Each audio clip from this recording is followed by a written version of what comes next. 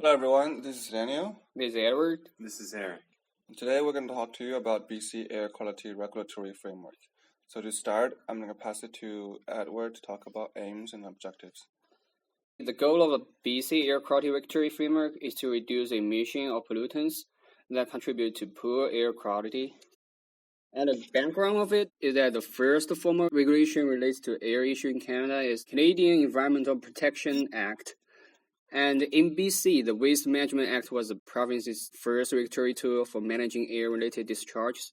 It was replaced in 2003 by the Environmental Management Act. So you may wonder how air quality is measured in British Columbia. Air quality is measured using an index that considers the descriptive statistics relating to the concentrations of various pollutants such as particulate matter that's less than 2.5 microns, particulate matter less than 10 microns, ozone and nitrogen dioxide as its parameters. These were chosen as the parameters because a study conducted in 2008 by Environment Canada and Health Canada determined that they were the best predictors for the mortality rate in an urban region.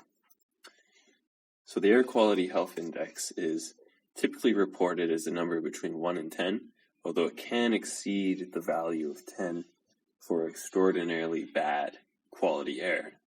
So as you might guess, the higher the number, the worse the quality of the air. And there's various warnings that will accompany this depending on the severity of the issue. So once you start getting into the 7 to 10 range, there may be warnings to reduce your physical activity or stay inside. So now for the pertinent acts and the responsible institutions. As you can see on the slides, from federal to municipal, the federal government has the Canadian Environmental Protection Act. Provincial government has the Environmental Management Act, which is regulated by the Ministry of Environment, BC. The municipal governments have some bylaws to regulate environmental acts.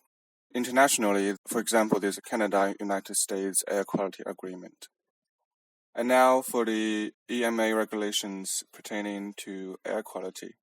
We're going to break it down to 4 parts: industrial emission regulations, vehicle and fuels emission regulations, smoke and burning regulations, and ozone depleting substances and other halocarbons regulations.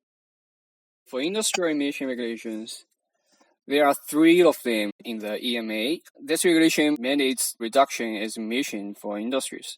The government has committed to review the regulations on industrial air emissions every 5 years. And those 3 regulations are asphalt plant regulation, oil and gas waste regulation, and sulfur content of regulations. And now for the vehicle and fuels emission regulations, there are mainly 3 regulations pertaining to this part. The first one being the clear gasoline regulation, second being gasoline vapor control regulation, and lastly, motor vehicle emissions control warranty regulation. In regards to burning, agricultural regulation restricts the amount of particulate matter they can release based off of the wattage of the boilers. For the open burning smoke control regulation, it restricts what sort of substances you can burn without any sort of sealing, and it also restricts where you can do it. And then for domestic appliances, again, it's restricting what sort of substances you can burn in your home. Can't burn treated wood or plastics, things of those nature. For the ozone depleting substances and other halocarbons regulation, generally that's a regulation that pertains to climate change.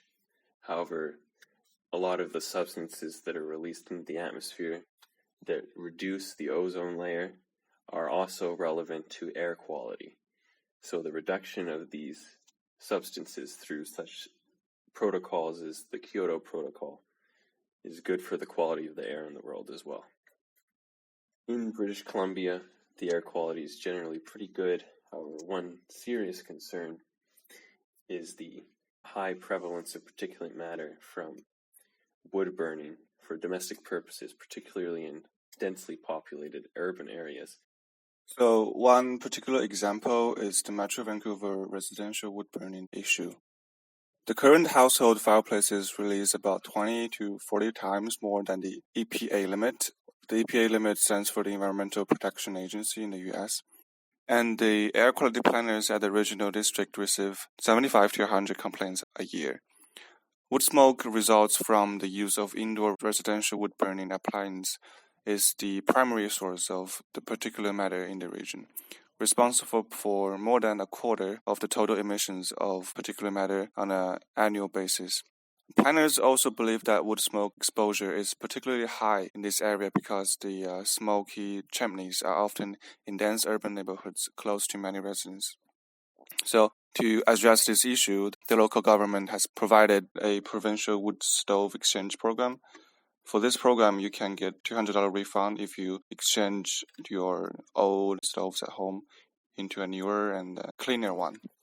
And then the second solution being the development of a residential wood smoke regulation for Metro Vancouver. That's a meeting happened in 2016 in Metro Vancouver, and they were initiating a wood smoke regulation that regulates how much of an emission that a household could emit on an annual basis. So the government should continue to incentivize the exchange of obsolete burners for newer models.